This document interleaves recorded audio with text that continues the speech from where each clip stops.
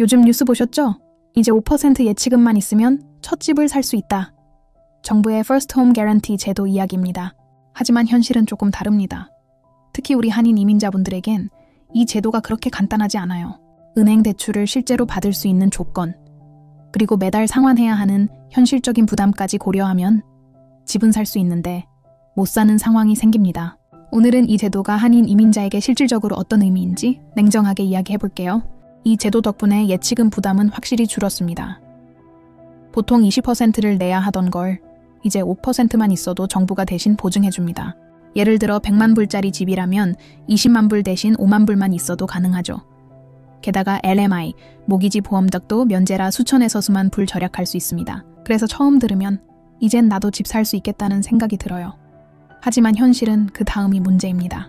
많은 한인 이민자분들은 자영업자, 캐주얼 직종, ABN 근로자예요. 문제는 이런 소득 구조를 은행이 안정적 소득으로 잘 인정하지 않는다는 겁니다.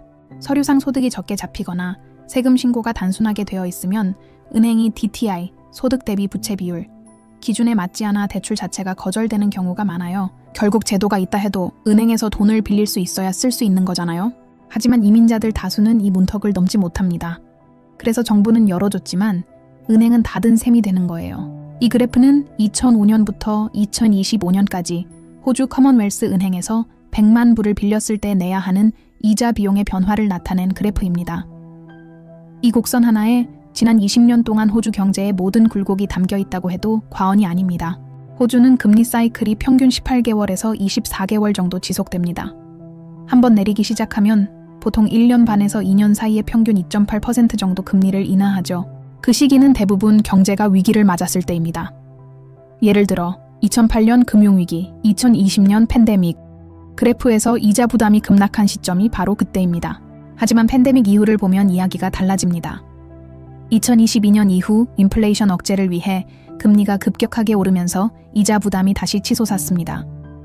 실제로 2023년엔 월 상환액이 7,000불을 넘는 시기도 있었죠.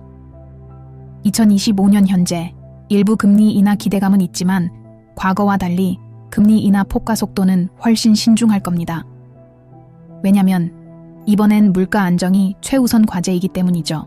현실로 돌아와서 모기지 대출 상황을 볼 때 5%의 예치금으로 95%를 빌리면 100만 불짜리 주택 기준으로 대출금이 95만 불입니다. 금리 6% 기준이면 매달 원리금이 약 5,000불 이상. 이건 웬만한 부부 맞벌이 아니면 감당이 안 돼요.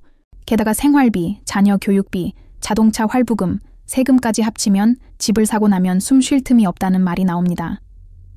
결국 대출은 받아도 실제로 유지가 안 되는 구조죠. 정부는 이민자도 포함해 주택 소유율을 높이겠다고 하지만 실제로는 안정적 직장과 높은 소득층만 이 제도의 혜택을 누립니다. 반면 실제로 집이 절실한 사람들, 렌트비에 허덕이는 한인 가족들, 자영업 하시는 분들, 그분들은 제도 안에 들어오지 못해요. 결국 이 제도는 기회를 만든 것처럼 보이지만 실제로는 그 기회를 쓸 수 있는 사람은 제한적인 겁니다. 정리하자면 5% 예치금 제도는 문을 열어준 건 맞지만 그 문 안으로 들어갈 수 있는 사람은 소수입니다. 특히 한인 이민자처럼 자영업 캐주얼 중심 소득 구조에서는 서류상 소득이 부족하다는 이유로 대출 승인이 어렵죠. 결국 예치금의 문제보다 소득 구조의 현실이 더 큰 벽입니다. 그래서 정부의 제도보다 더 중요한 건 내가 갚을 수 있는 구조를 만들 수 있느냐가 가장 중요합니다. 오늘 영상이 도움이 되셨다면 좋아요, 구독 부탁드립니다.